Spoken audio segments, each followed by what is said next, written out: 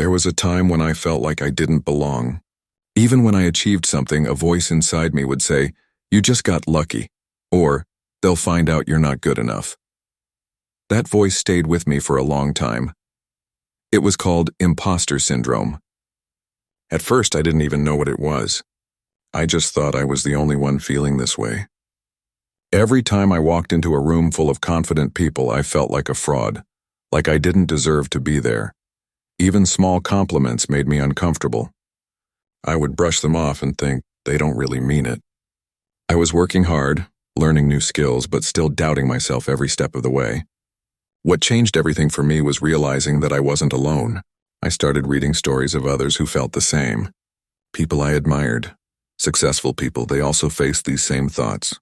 That was the first step, understanding I wasn't the only one. The next step was learning to accept my progress.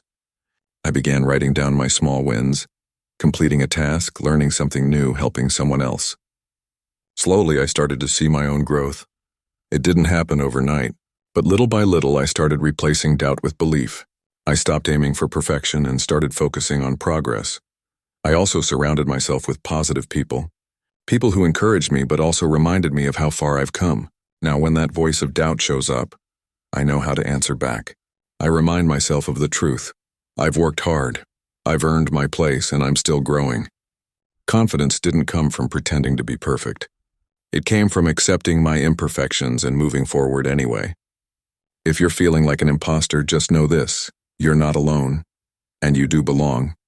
Your journey is real, your progress matters, and your confidence will grow one step at a time.